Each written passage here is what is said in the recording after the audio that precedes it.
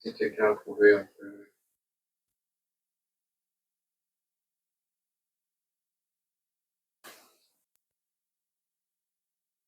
À notre image, selon notre ressemblance, et qu'il domine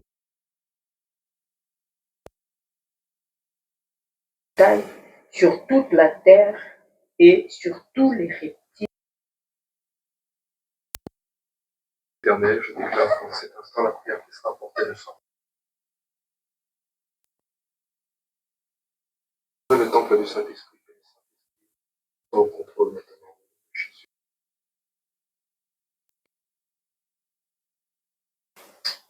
Donne une globalité. C'est-à-dire que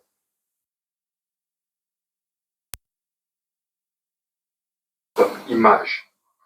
Aujourd'hui, l'image que nous avons,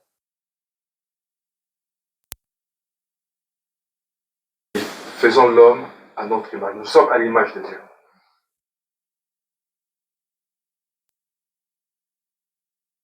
Le détail aussi donne l'homme d'avoir domination sur tous les terres. Mais quand nous lisons, quand nous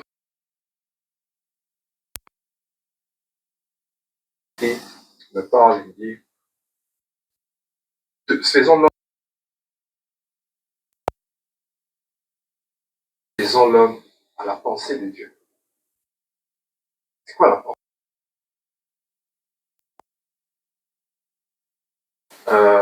Papa Aristide a par exemple Iliana. Iliana est. On va voir, il y a les yeux de son papa, il y a les yeux peut-être de sa maman, de son père et de sa mère. Mais elle n'est pas à la pensée.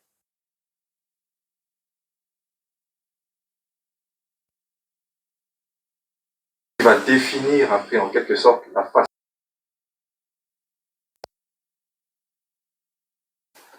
Quand je lis ce verset justement, parce que ce verset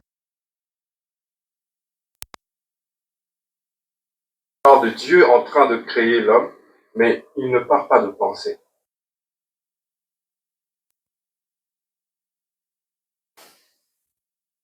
Quand je lis Ésaïe 55, de Jésus, Amen. Mes pensées ne sont pas vos pensées.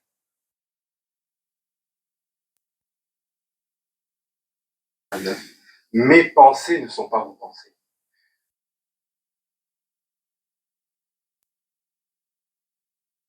Nous créons à son image, vous pouvez aussi nous créer à sa pensée.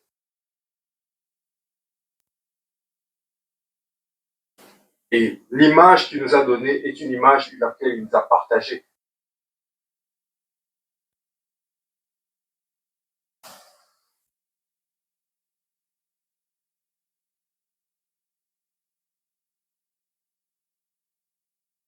Semblance. Nous voyons aussi une partie du pourquoi.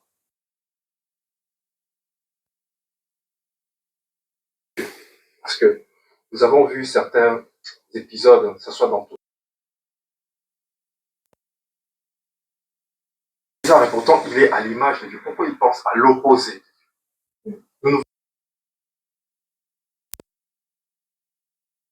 Je décide de créer quelque chose et je veux que cette chose soit identique à 5 et pas de 1 jusqu'à 6, mais on se retrouve quand même à ce que cette création.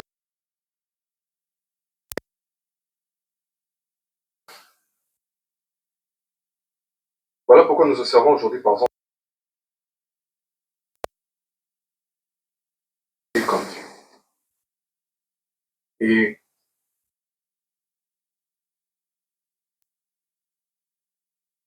c'est quoi la pensée de Dieu?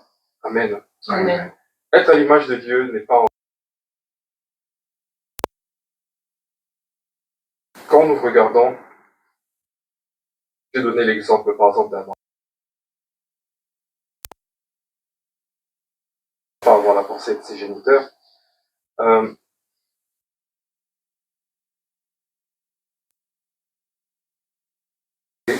qui nous parle aussi, c'est Psaume 139, verset 17.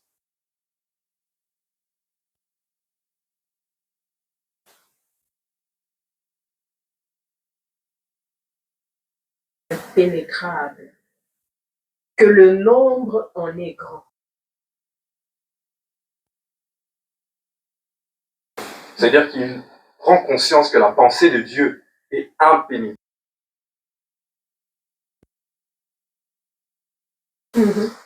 C'est-à-dire qu'il prend conscience que je suis à l'image de Dieu, mais la pensée, chose insaisissable, impénétrable, que je me dois de connaître cette pensée.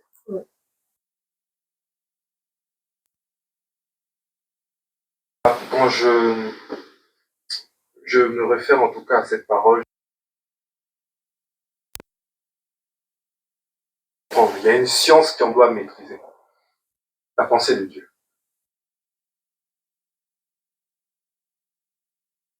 De ça, il prend conscience de quelque chose qui doit attirer notre curiosité.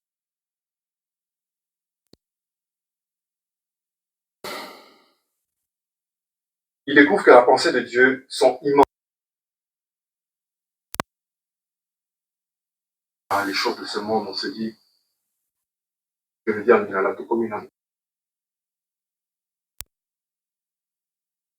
comment certaines créatures évoluent, certaines créatures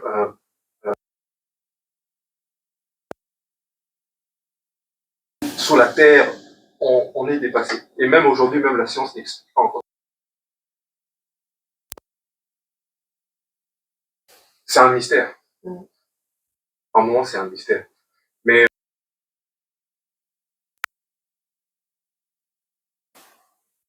j'ai compris quelque chose, c'est que il y a un verset.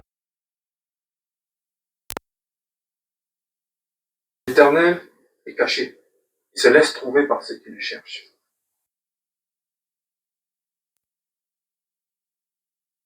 Réellement Dieu. C'est-à-dire que quand nous recherchons Dieu qui est mystérieux, ses pensées. Quelles sont les pensées de Dieu pour chacun? Quelles sont les Roger pour maman, mais quelles sont les pensées de Dieu pour moi? Et chacun de nous, particulière pour chacun de nous. Quelles sont les pensées de Dieu? Quelles sont même les pensées de Dieu pour cet instant? Nous devons, par cet exercice qui est de rechercher d'abord la face de Dieu, afin que nous puissions accéder à cette pensée qui est grande, qui est impénétrable. Justement, dans le cheminement de...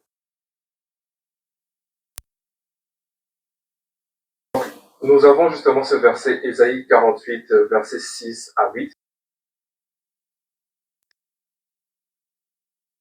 Juste un condensé. Dieu révèle ce qui est caché. Il fait connaître. Amen. Il fait connaître ce que personne ne pouvait découvrir, c'est de Dieu. Mais il nous fait comprendre aussi que par nous tout seuls. Aujourd'hui, l'homme a cette facilité de...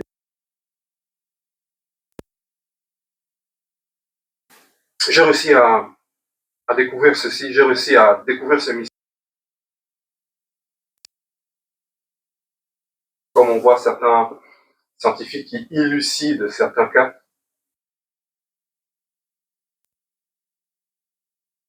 personne ne pouvait découvrir seul. On ne découvre pas Dieu.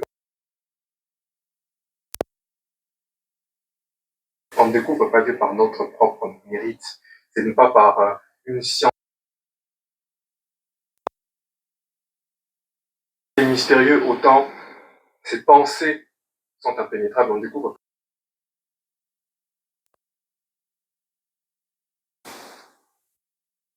Au-delà de ce que nous voyons, au-delà de ce que nous savons, nos pensées à nous afin que nous puissions comprendre que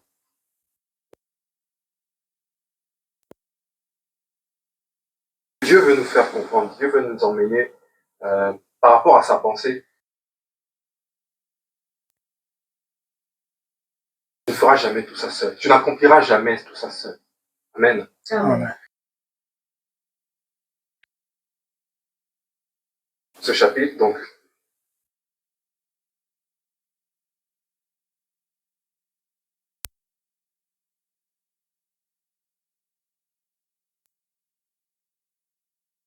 on comprend que dans le Nouveau Testament,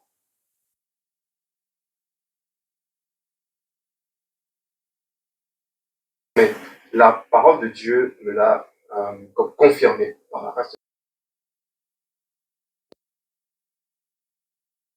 Si Dieu est impénétrable, il est cette entité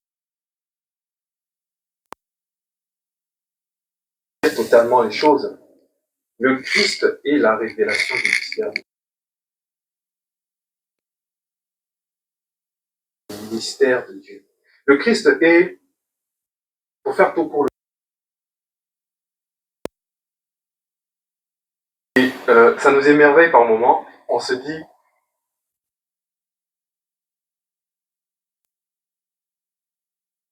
c'est de Dieu. On regarde ce que le Christ pour être l'agneau immolé. Mais le Christ était la révélation même de ce que simplement, vous ne connaissez pas bien le Père. Vous pensez connaître le Père de cette façon, mais en fait, le Père, pour les autres qui pensaient connaître le Père. Et quand il y avait ces moments où on devait comprendre, soi-disant, connaissance, ils disaient, c'est impossible.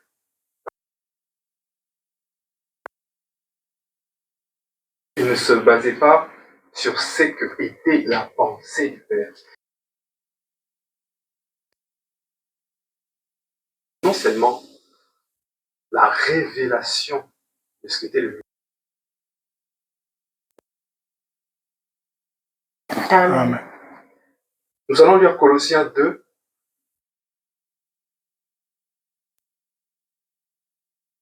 Si quelqu'un le trouve.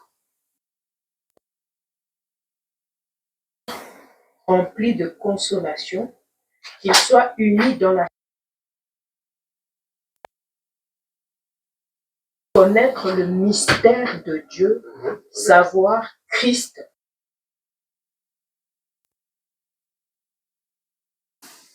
Je reprends, afin qu'ils aient le cœur rempli de consolation,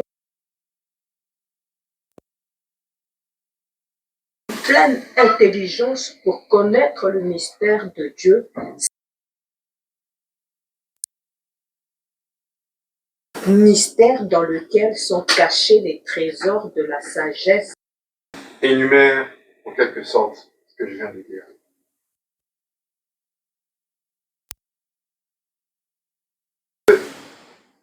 On vient chercher Dieu. On cherche Dieu.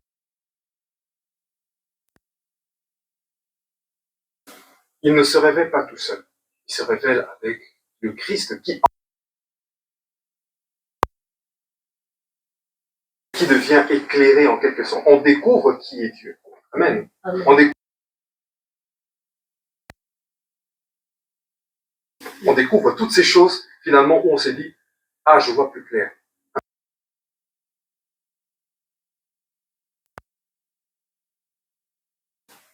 Christ qui en...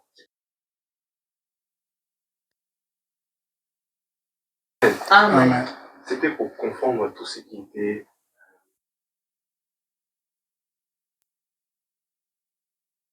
dans la science absolue de connaître Dieu.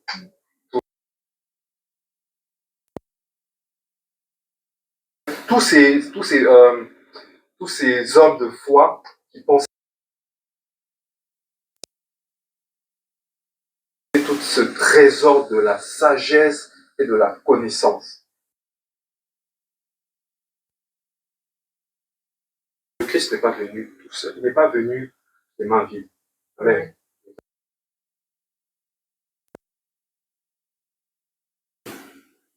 Amemi Kibomotonae Kakate. Il a emmené. On voit son fils.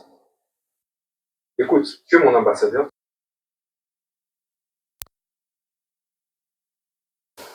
Ils ont cru me connaître. Je me suis révélé à eux au travers mes serviteurs.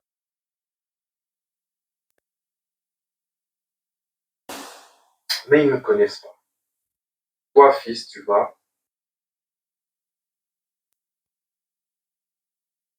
mystère que je suis à eux et emmène-leur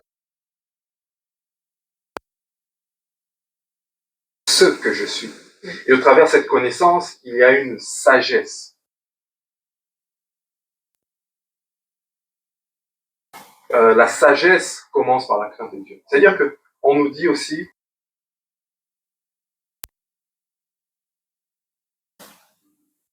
ils pensaient craindre Dieu, mais en fait, ils ne craignaient pas Dieu. C'est-à-dire, ils ne connaissaient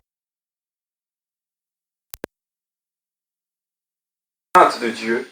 Et c'est comme si on devait emmener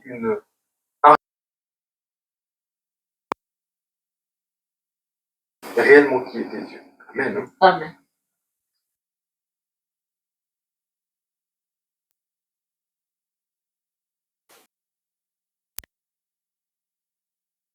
Moi, je suis dans unique qui est dans le sein du Père et ce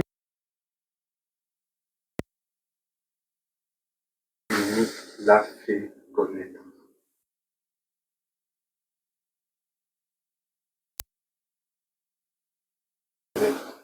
Est-ce que ça nuit pour autant ce que Moïse a fait? Non.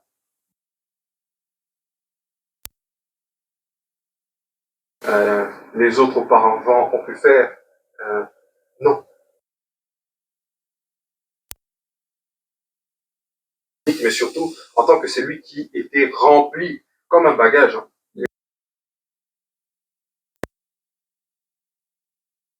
Non pas le mystère de Dieu, mais la révélation du mystère de Dieu. Je vais le lire moi-même. Je vais le lire très rapidement, comme ça on évolue un peu. Hébreux 1, versets 1 à 3. je lis au nom de Jésus. Plusieurs manières parler à nos pères par les prophètes. Amen. Par le Fils qu'il a établi héritier de toutes choses par le reflet de sa gloire et l'empreinte de sa personne, fait la purification des péchés et s'est assis à la droite de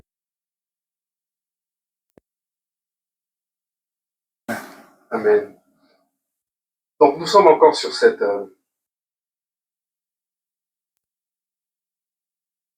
ça, au-delà d'être juste le sacrifice ultime qui a été... que les autres gens pensaient folie en fait. C'est comme si aujourd'hui,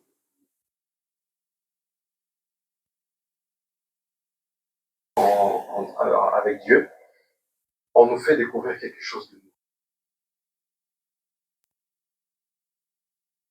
Est-ce que ton cœur sera ferme? Moi, je connais ces...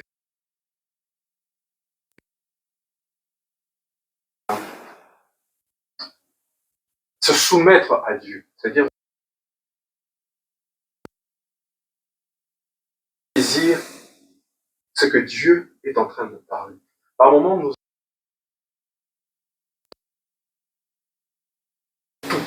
nous pensons être accomplis, mais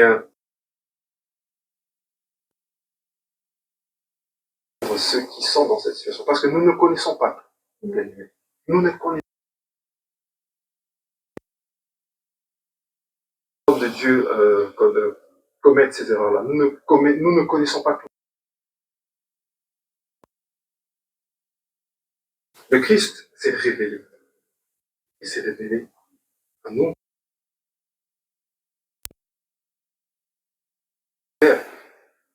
Et nous voyons que dans cette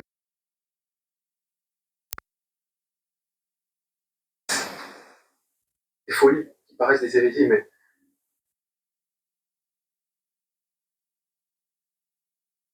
je pense faire ceci, je pense faire cela de cette façon-là, ça nous paraîtra une folie. Bon, sur ma partie, les pensées de Dieu ne sont, comme je disais, des pensées qui peuvent paraître d'une certaine. Cette pensée-là est d'une logique indiscutable. Mais ouais, c'est une folie. Elle, elle remet en question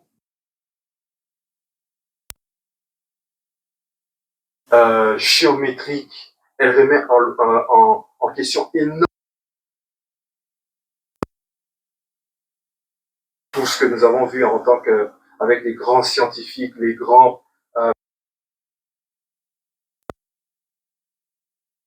Est-ce que ça fait de nous des fous?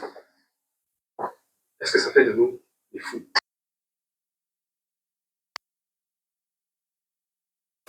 Admirateurs du Christ.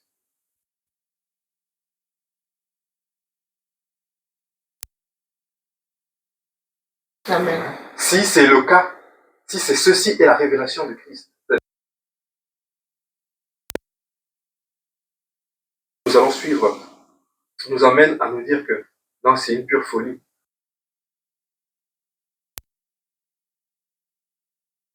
Au travers de toutes ces choses, on voit que Dieu a confondu.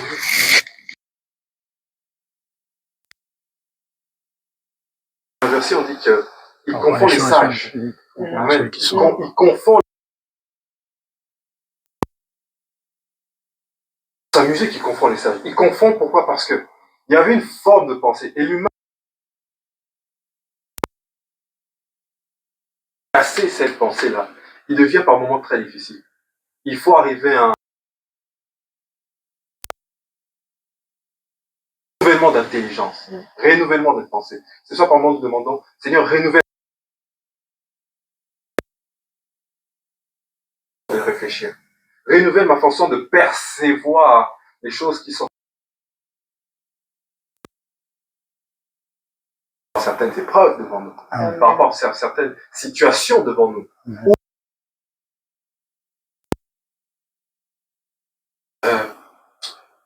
L'Éternel, je ne vois pas que cette façon, comment je fais. L'Éternel te demande de faire autre chose, parce que nous sommes souvent coincés dans une pensée. Bien aimé. Amen. Amen. J'aime bien l'exemple où nous voyons le.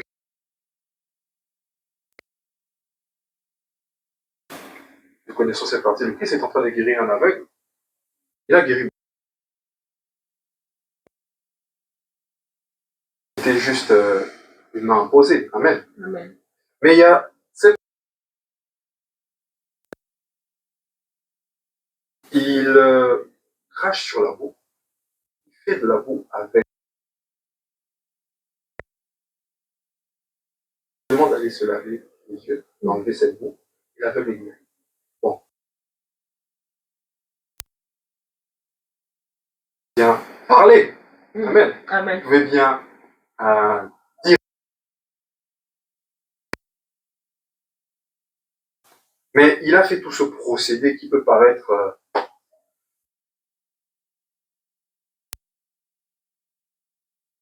Souvent, l'homme va souvent sur les actions. Parce que faut.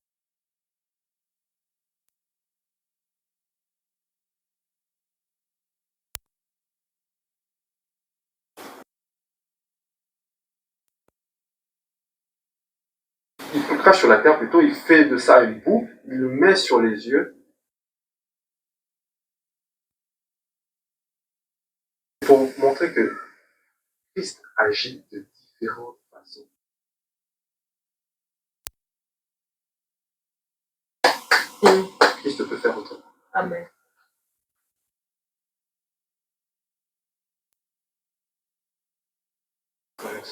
Christ peut faire différemment de ce que nous pensons. Amen. Et d'une façon, j'ai jamais pensé à ce que Christ peut faire de cette façon, ou que Dieu peut faire de cette façon. Dieu est illimité. Ce n'est pas parce que nous pensons Illimité. illimité. Illimité. Amen. C'est-à-dire que Dieu peut faire Amen. 1000 milliards de façons. Amen. Nous pensons souvent que c'est que je traverse. Comment Dieu va faire pour que je puisse sortir de 1000 milliards de façons de t'exaucer. 1000 milliards de façons de t'emmener. Parce que toi, tu es humain. Ce n'est pas pour te limiter, tu es à sa ressemblance. Penser n'est pas ce que toi tu penses. Parce que, au fin fond, mais que la pensée de Dieu est au-delà de ce que nous pensons. Amen. Amen. Quelques exemples pour nous montrer à quel point la pensée de Dieu est. Matthieu 5, verset 39. Matthieu 5.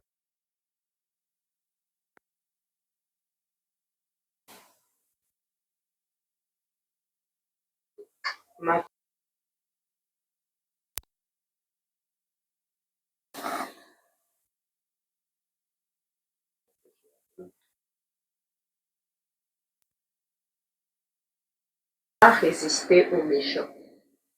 Si quelqu'un te frappe sur la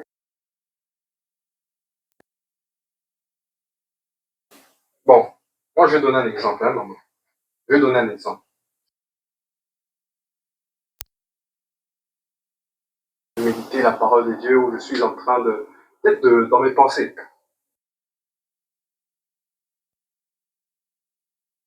Moi, je vais me laisser faire. Pendant la plupart, moi personnellement, de ce que j'ai appris avant, tu me frappes.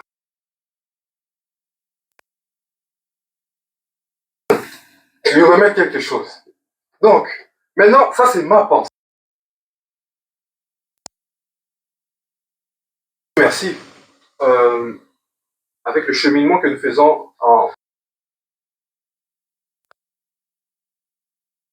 Dieu nous brise. Mais quand il nous brise, il ne brise pas seulement ce que tu penses savoir.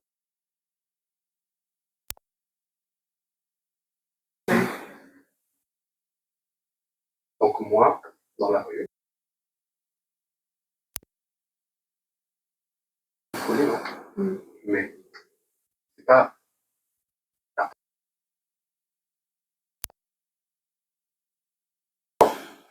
Quand nous lisons ce verset, qui peut paraître farfelu pour quelqu'un qui ne connaît pas ce que c'est le pardon, qui ne connaît pas ce que c'est tout ça.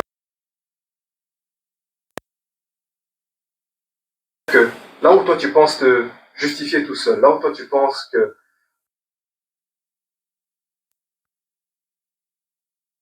cette pensée qui peut te paraître folle, c'est que c'est Dieu qui résout tes problèmes. Si tu as l'humilité de reconnaître, c'est à toi qui pensais que non, je peux régler ça tout seul. Non,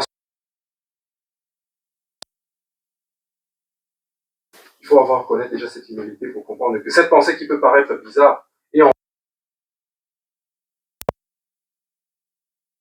certaine logique spirituelle, j'ai envie de dire, qui est que derrière toute chose, et la rétribution appartient à Dieu. Amen. La vengeance et la rétribution appartient à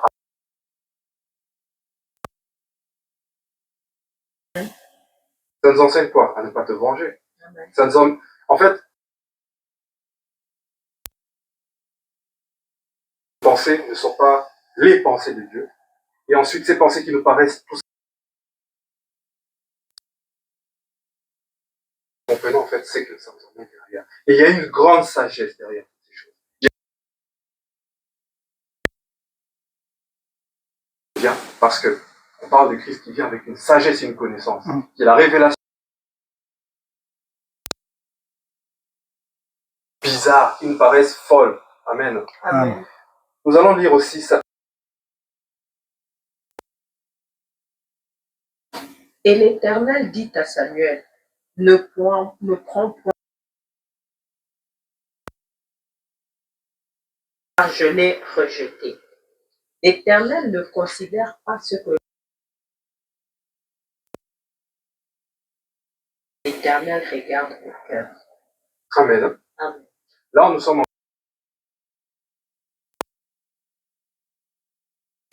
le visuel. Le visuel, c'est vu beaucoup. Mais le visuel, Samuel, quand il allait tout simplement dans cet exemple, il arrivait parce que, par recommandation,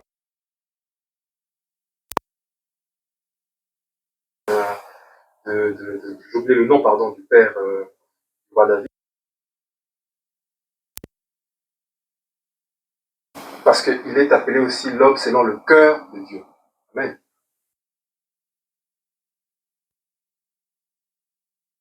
Il pensait trouver quelqu'un qui avait de l'allure d'un roi. Amen. Amen. Un roi, c'est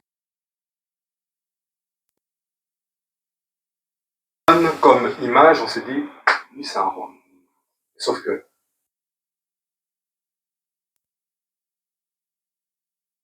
pour lui, selon sa pensée, et pourtant, selon le cœur de Dieu. Bien aimé, nous arrivons par moments dans des situations où on attire encore l'attention pour vous dire que, selon nos pensées, même quand nous sommes,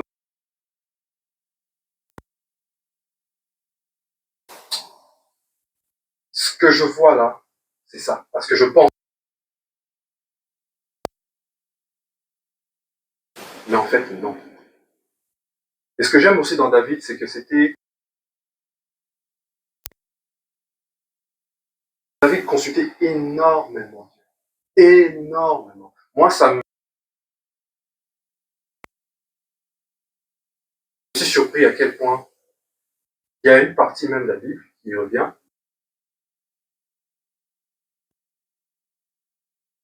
à enlever, même les femmes, mais tout de suite, on va les récupérer, ce qui est à nous. Mais ce qui m'interpelle, on voit une partie. Avons-nous consulté Dieu avant de réagir à une situation? Combien de fois? Ma pensée est que je sais que je peux faire ceci, cela, et par conséquent, je vais obtenir de se conformer à la pensée de Dieu, selon une situation auquel on peut régler peut-être oui par rapport à ceci, par rapport à cela. Puis je me conformer à la pensée de Dieu par rapport à ce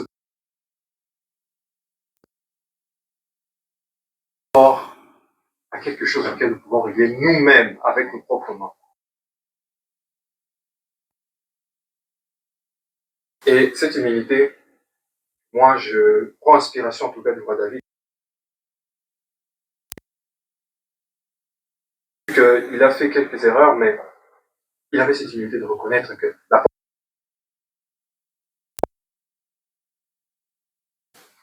J'ai beaucoup d'exemples. On va aller sur Genèse 17.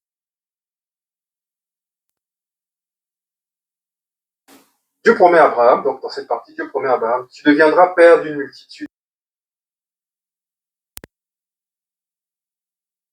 Sachant que il a lui-même, quand on lui dit ça, tout ce qu'il y a actuellement.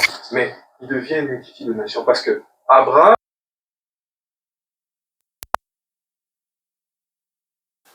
quelle est cette pensée qui vient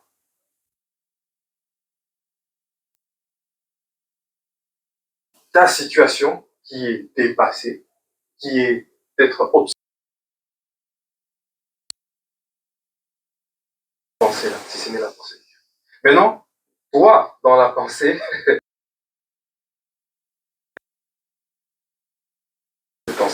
où je me conforme à la pensée qui est que, avec ma situation,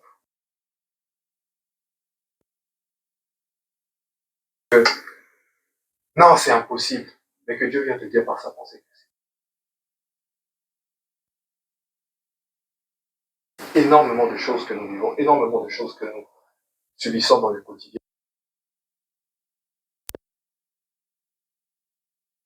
que rien n'est impossible.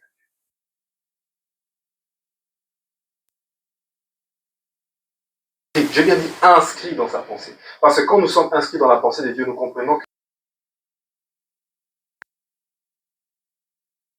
tout ce que nous voyons n'a aucun effet face à la pensée de Dieu.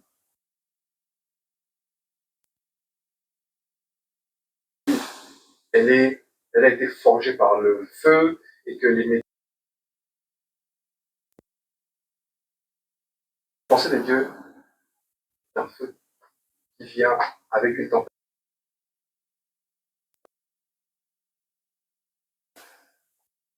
Je viens attirer notre attention afin de dire que nous devons fondu, afin que notre pensée soit renouvelée.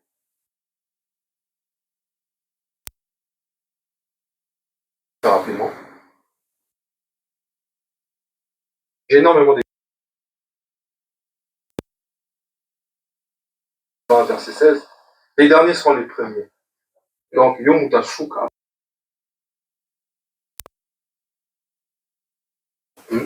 Et pourtant, ceci reflète encore la pensée de Dieu. Ta pensée à toi.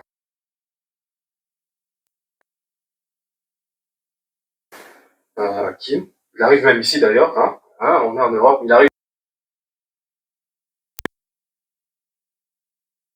Tu es derrière. Tu es tout derrière. Celui que.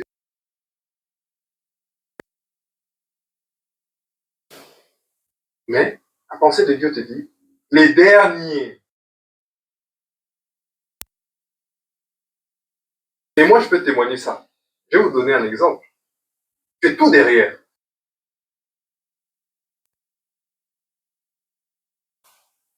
Je te dis, je ne peux pas pousser là, ça va créer des émeutes, ça va créer des problèmes.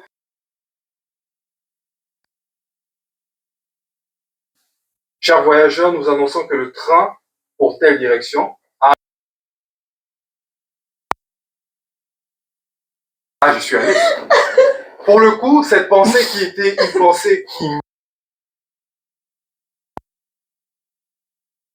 C'est réel. Amen. C'est réel, pas parce que tu penses que toi, tu penses. Mais Dieu est le créateur de cette terre. Et donc, lui qui est le feu, pas solide, mais il sait le fondre pour te montrer que Azanzan. Amen. Toutes ces choses sont bien réelles. Amen. Amen.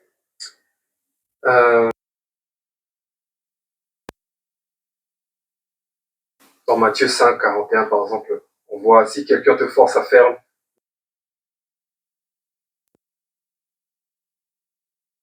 Mais en fait, il faut saisir la pensée derrière.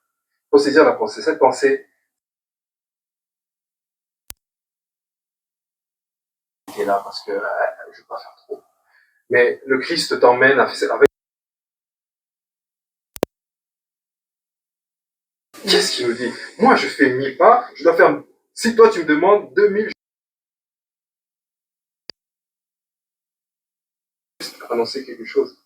C'est que là où il y a un monde calculateur,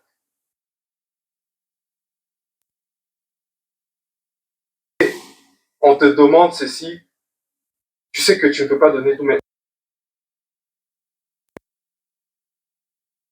amène-le encore. Mais parce que ta générosité sera récompensée. Amen. Au nom de Jésus.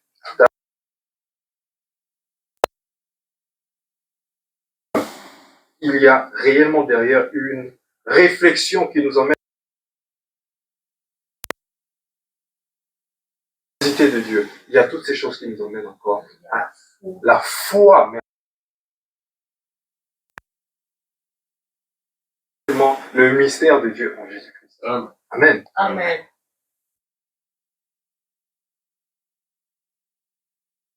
Un exemple qui est l'un des exemples, avant-dernier, parce qu'il y a des super exemples.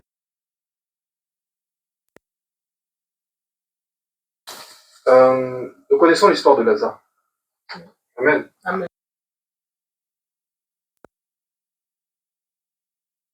Lazare est malade. Jésus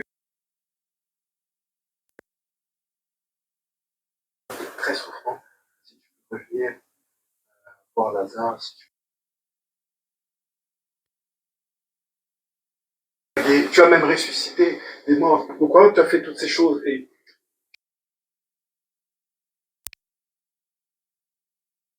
mais nous voyons que Jésus n'est pas revenu.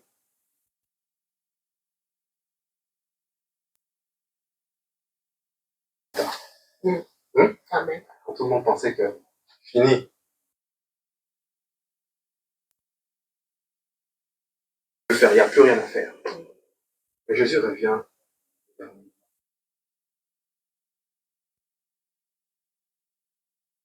Il y a des moments quand tu penses que c'est totalement fini.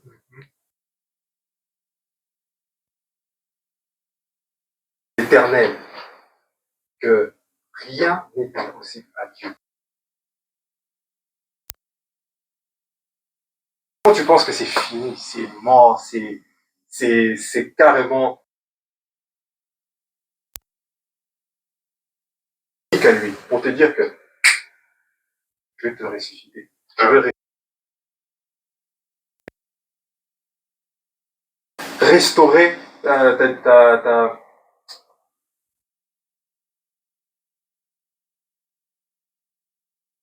je vais restaurer tout ce qui est à toi. Je vais restaurer.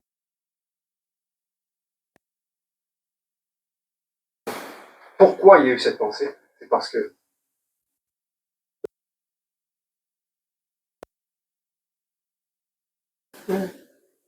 moi, je suis le frère de Lazare, ou la sœur de Lazare. Contre Christ, quand il arrive là sur place. Quand tu viens maintenant, on t'a appelé, on t'a envoyé des messages. Non. Mais est-ce que ma pensée s'aligne à Christ en disant que Christ vient maintenant?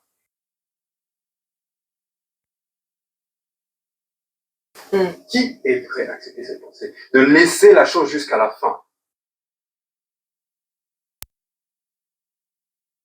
Fou pour accepter cette pensée, au final.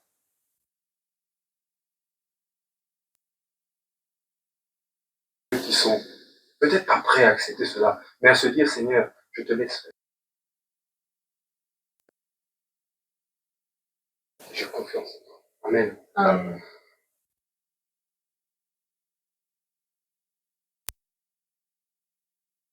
Même la série du roi militaire. C'est lui qui allait délivrer, libérer Israël de Rome. Beaucoup de gens, quand ils accueillent le Christ aux armes,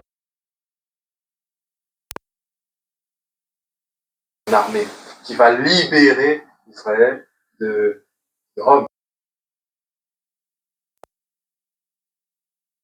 Amen. Bien aimé, c'est comme si je te dis,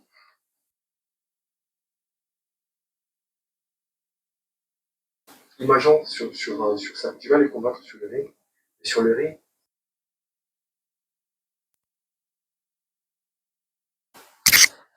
moi, je monte.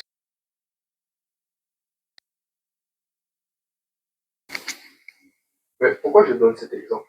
C'est parce que le Christ, quand il est arrivé, Israël de Rome, avec une armée qui va arriver. Pendant des générations, la perception d'un Messie, c'était celui qui arrivait pour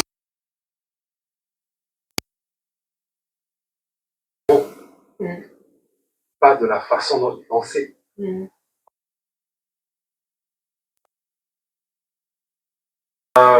Celui qui se mettait sur la croix, pas pour Israël, mais pour le monde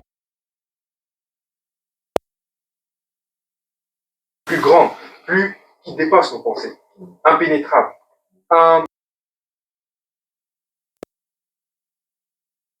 De ceux qui pensaient que le Messie arrivait, c'était tout simplement de libérer Israël. Mais le Christ s'est fait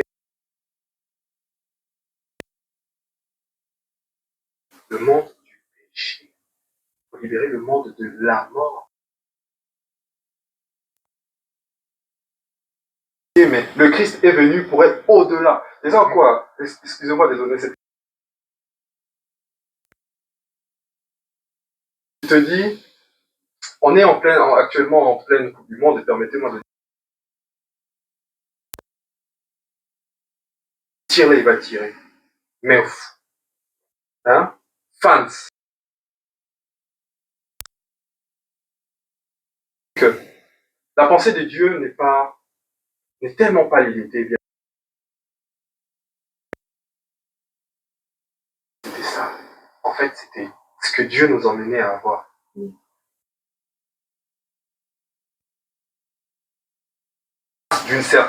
De telle façon que nous ne comprenons encore rien. Et même de David, où il dit, je crois qu'il parle, comment dire, son expérience. Il donne j'ai vu ceci, c'est-à-dire que tu as une certaine expérience. Mais je parie même de ce que Dieu peut faire. Amen. Amen.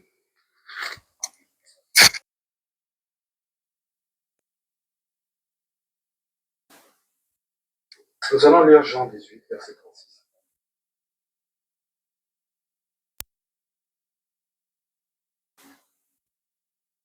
Jean 18, 36. Amen.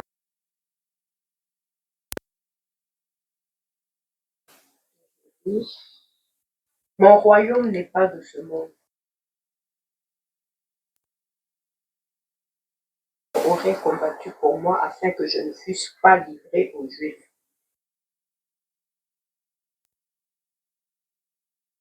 Amen.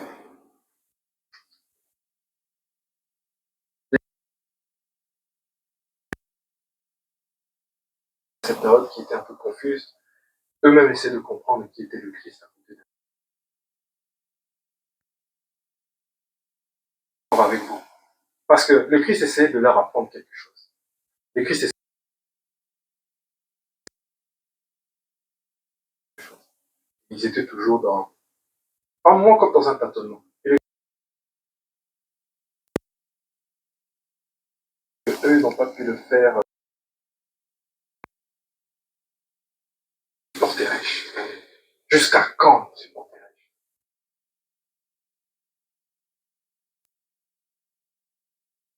Sur Ésaïe 55, verset 8 à 9. Ce que je viens de dire.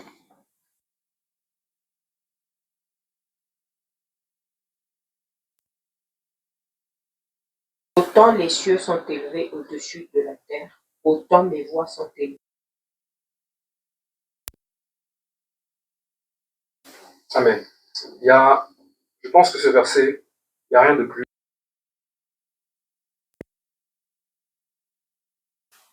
Je pense que celui-là est en train de conclure vraiment.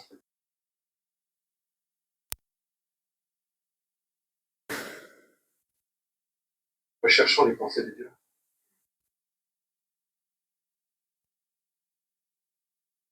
Et nous venons rechercher la face de Dieu. Nous venons rechercher la présence de Dieu. Parce qu'elles sont nombreuses. Mais je vous ramène les pensées de Dieu.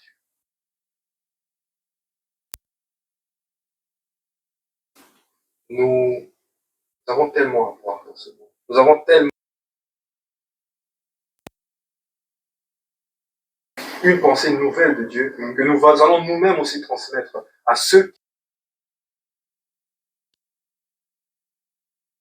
Vous qui écoutez peut-être ce message, j'aimerais vous dire tout simplement que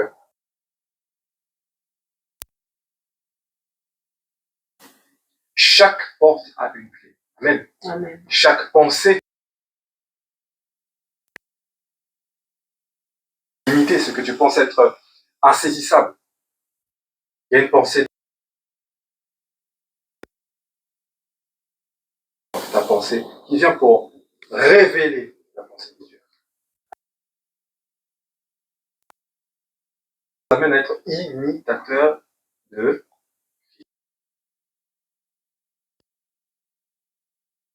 l'exemple que Christ lui-même donnait, qui doit se reconnaître.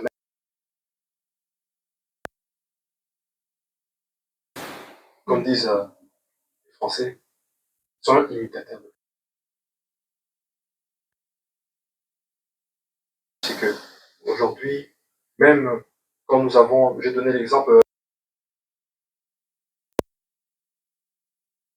petite qui est à l'image de ses parents, mais elle n'a pas fini de lui donner. Qui est l'instruction que les parents vont lui donner. Christ est venu pour nous instruire. Continuons, et j'exhorte l'imitateur de celui qui est mort sur la croix pour nous, parce que nous avons déjà été dit, tout a déjà été fait, mais derrière chaque enseignement, nous avons pu voir par exemple sur une situation et une autre, parce que peu importe ce qui se passe, peu importe que la pensée du Père se révèle. Amen. Amen. Pensée renouvelée en Christ, restaurée. Amen. Amen. Amen.